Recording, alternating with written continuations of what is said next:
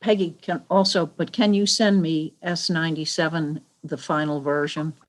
Eric, can you? It has to be edited, but once it's edited, we'll send it. Senator Nika. You wanted a hard copy? Yes, please. Well, I can print it here. If someone sends it by email to me, I can print it. Yep. I think they have to because you have to sign it out. Oh, okay.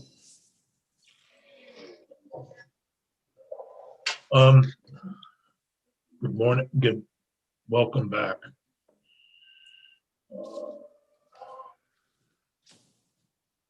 So I just received an email. Did anybody else hear that Anthony Lamb hit a 3-pointer for the Houston Rockets last night? First UVM graduate ever to score in the NBA. Oh, that's nice. exciting. Yeah, pretty awesome. Wow. too bad it wasn't Skylar Nash. Yeah. Yeah, is he still on the team or no? No, he I didn't had think so, knee 'cause- prop. He had to leave because of knee problems. Oh, I thought so, because I always look for him on the news and I never see him. I think what Skylar does is going to make basketball look like Yeah, small potatoes. yep, I agree.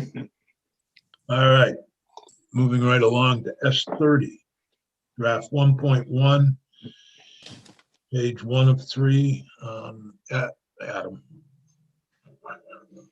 Eric, do you want to post the bill Yes, absolutely. or draft 1.1 of S30?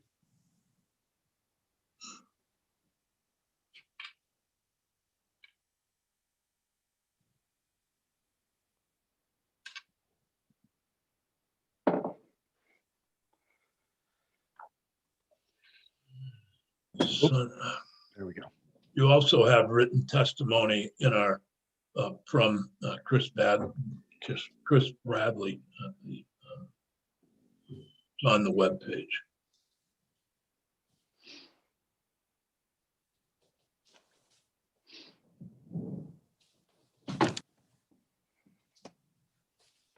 So Eric Fitzpatrick with the Office of Legislative Counsel again here to now look at S30, which is the committee strike all. So again, this is version 1.1 because it's the first committee amendment. You'll see that the only change here between this and the previous version that we looked at, I'll get to in a moment, but I'm just bringing it up first because it's actually related to lines 3 and 4. You'll see that the bill as introduced was titled "An Act Relating to Prohibiting Possession of Firearms at Childcare Facilities, Hospitals, and Certain Public Buildings." I know this wasn't something that came up in committee discussion, but I noticed it as I was redoing the amendment that you may want to change the title. Obviously, that's up to you. You don't have to. But given that the bill now is limited to hospital buildings, I put that language in there to change the title in case you decide you want to do that. But I could certainly take it out if you don't. I think it's a good idea to change the title. Absolutely. Any Okay, disagreement? great. I think the committee is unanimous on that one. Sounds good. So the language of the substance of the amendment is, as we discussed before, it prohibits knowing possession of a firearm while within a hospital building. That's lines 10 to 11. Again, modeled on the prohibition in schools within a school building. That says within a hospital building. It's a 1-year misdemeanor, $1,000 fine. Same language providing the exemption or exception for law enforcement officers. That notice provision requiring the posting of the signs, that's virtually identical to the language in courthouse prohibition. Eric, Yes. I think Sorry, go Alice ahead. might have had a question. Oh, sorry. I was just wondering, going back to where you said hospital building, if I understand it from the definition, is this correct? It would include like any kind of a building affiliated with the hospital. In other words, doctor's offices half a block away or anything like that, who's part of the hospital. Is As that long as it's part of the hospital, yes. when you say, but what do you mean when you say part of the hospital? The physical plant, or does it include all office locations for doctors who are part of the hospital staff. You know, I think when I say part of the hospital, I mean the licensed entity. So if that licensed entity includes those buildings, I would read it as probably coming under the provision, yes. But has to qualify as the licensed hospital. And if that's the case, if it's one of their buildings, I think that's what's covered. okay. So does a doctor who is a hospital employee, I mean, a full-fledged employee, not somebody just has privileges there, has an office, does it include his office or her office? I don't know the answer to that, Sarah Nika.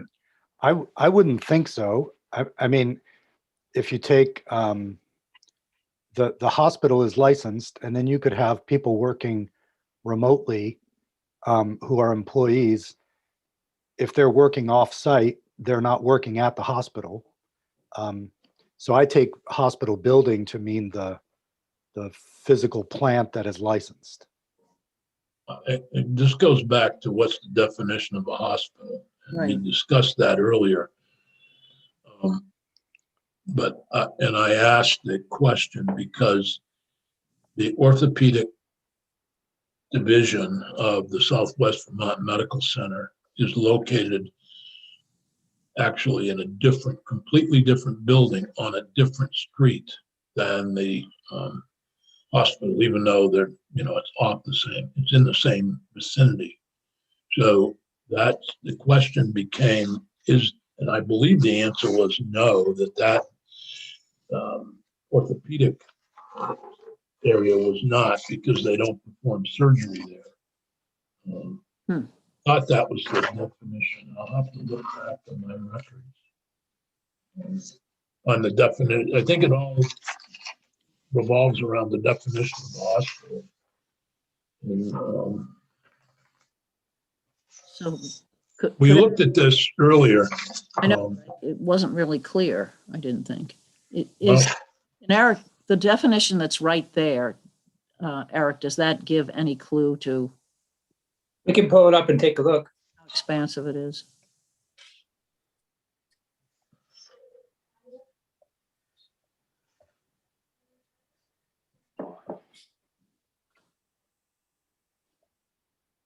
Now, remember, the definition is in the licensing statute. So this is all hospitals that have to be licensed. So if you come under this definition, then see, it's in the licensing of hospitals chapter.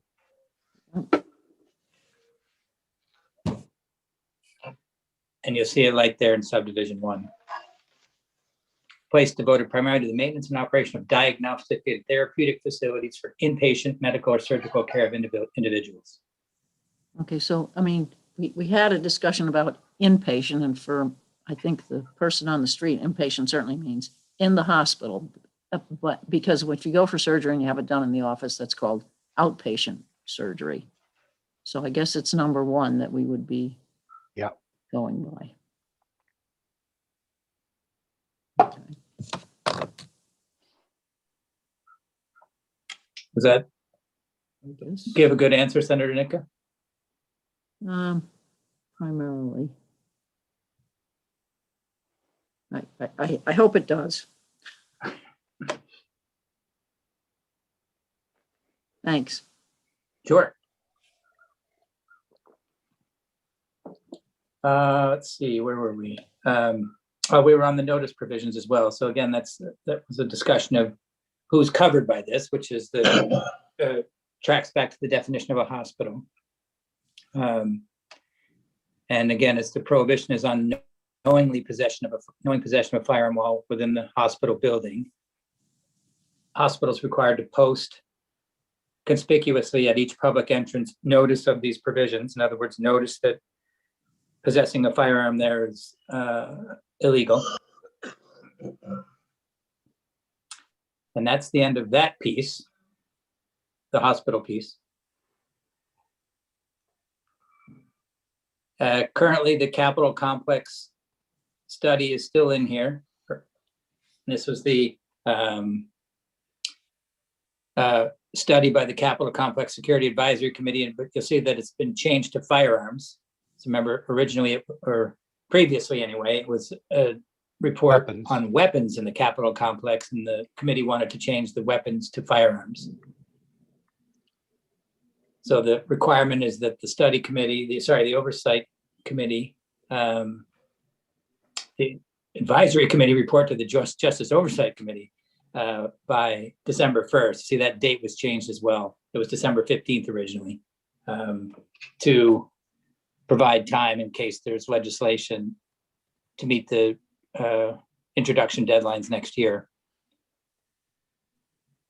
And the report is required to talk about how possession of firearms at the Capitol complex is regulated, past situations in which people have possessed firearms, have those have been handled, and make any recommendations if they have any, if there should be legislation to address the issue. And then lastly, you'll see the effective date as well as the changing of the title to an act relating to prohibiting possession of firearms within hospital buildings, sorry.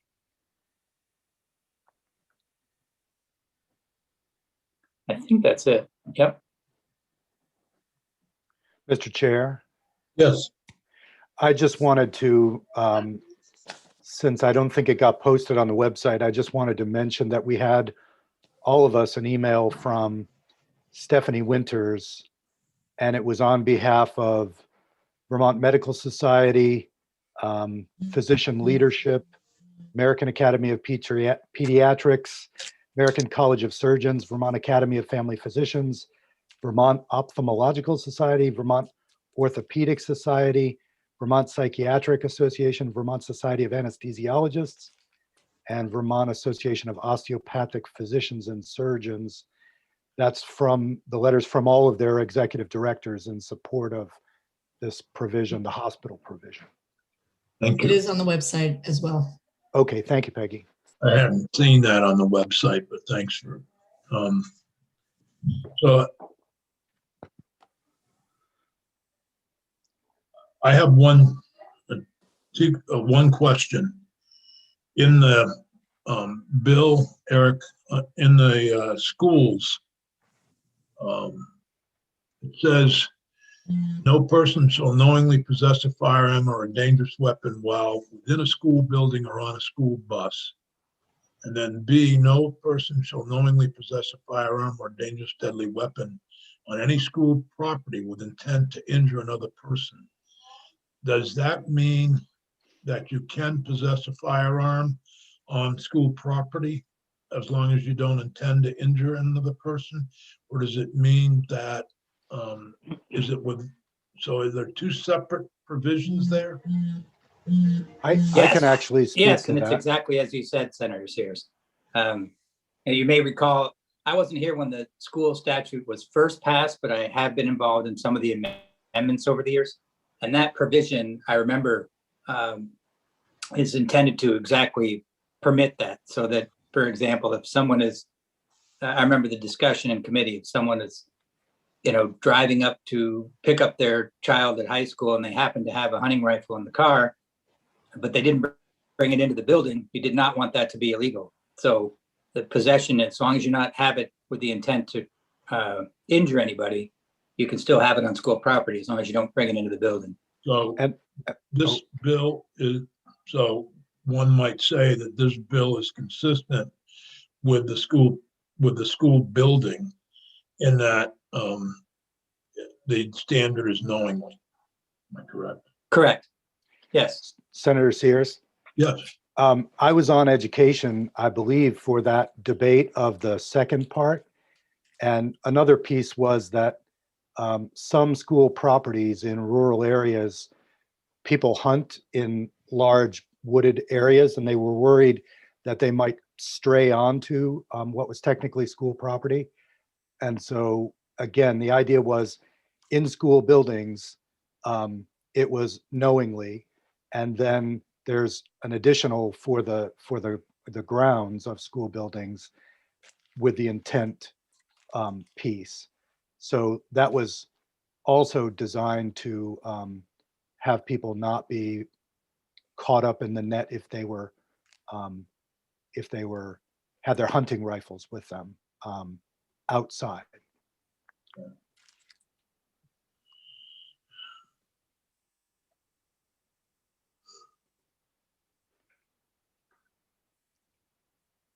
Okay.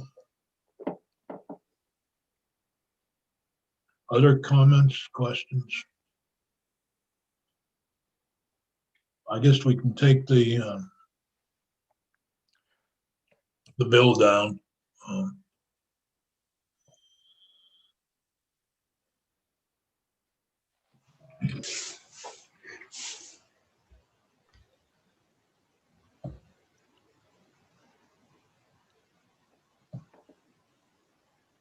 No, there's only 4 of us. And what's new with Norton Protection? My protection's been updated. Okay. That's all I can see right now, unfortunately. Not you, but my Norton Protection's been updated. I'm really thrilled about it, but as soon as there, I'm cutting back to you now that my Norton security's updated. I know you're all happy for me. So here we are.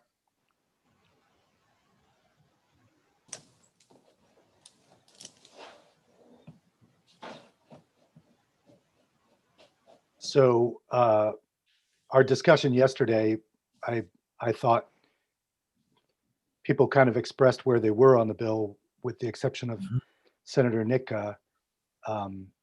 So I think in some ways that's the missing data point is Senator Nika, how you are looking at the bill now. And thinking about it and weighing all the parts. I do think that I actually like the trespass piece that is in place now. I think it works. I think that someone bent on terrible destruction will come into the hospital if they want to, no matter what, unless there's screening devices at the door.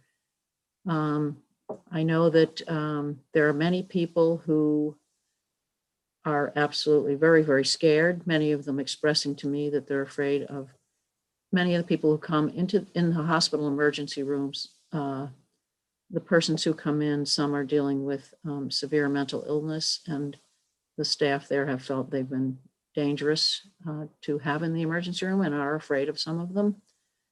And I think for those persons, and indeed, there are many people very stressed out right now due to COVID, lack of services that they might normally be receiving, and have been arriving at the emergency room. So anyway, I've been looking at both ends of this. I think there certainly are issues that I don't like in it, and there are other issues that I know people feel they need. So I'm basing my vote on that. We'll see when I vote. Well, it's, I guess, so if you had a tie vote, it doesn't pass. Is that correct, Senator Sears? That would be correct. Because Senator White's not here. Yes. I can wait till Tuesday, well, I didn't think, but that endangers since the bill doesn't have to go to some other committee. right. So in It the, would not pass, it would not make crossover. Right. So so in the event there is a tie, the bill could still go to the floor with a tie vote or even a no vote. Do you have a thought? I think, Peggy, could you see if Secretary Bloomer's available? I think I can answer that because I spoke with the secretary Okay, yesterday. You need a positive vote to have the bill go out of committee. That could be a positive vote to report it unfavorably.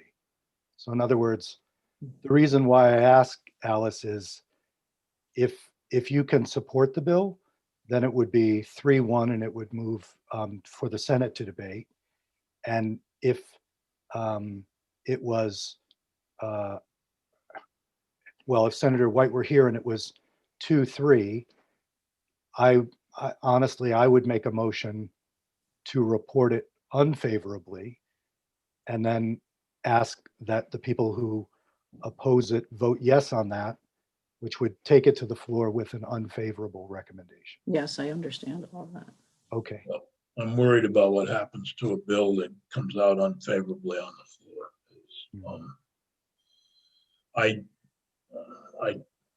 I'm uncomfortable with that, not knowing where folks are happy,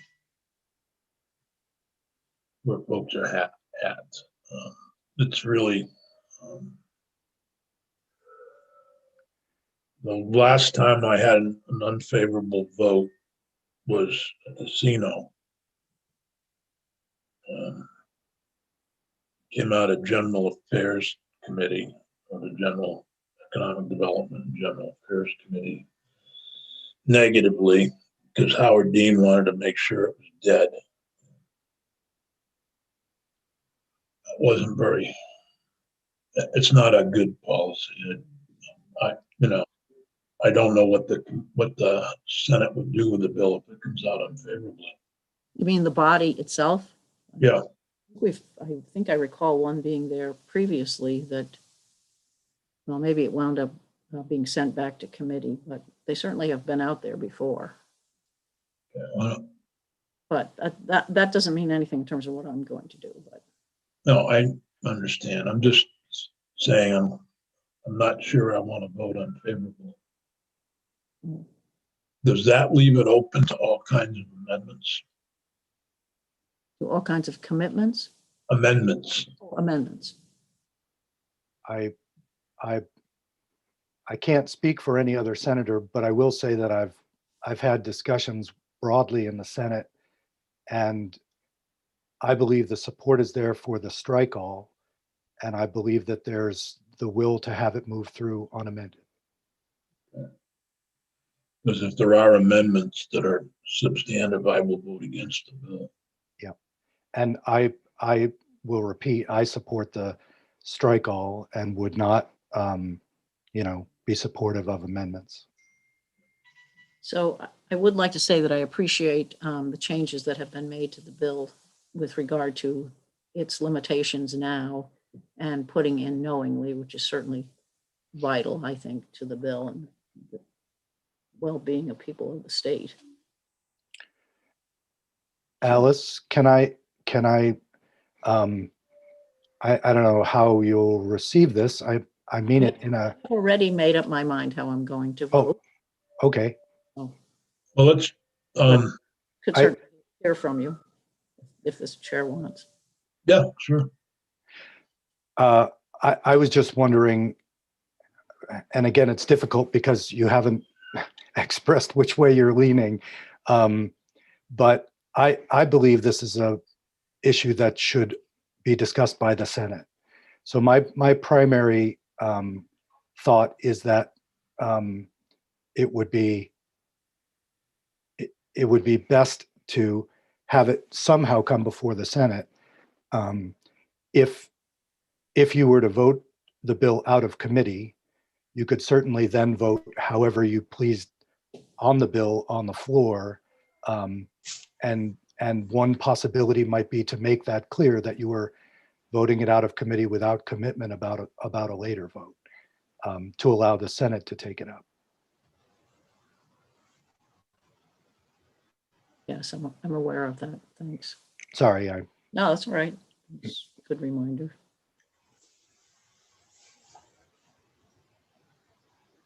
So, Is there a motion to do something? well, I have two motions, but Well, it's difficult if I don't know where people are on the issue. So if the first motion fails, you can always make another motion. If the first motion fails, or it is tied, which is failure, then I will ask for the secretary to come down and talk to us. I did reach out to Secretary Bloomer. I have not heard back. Okay.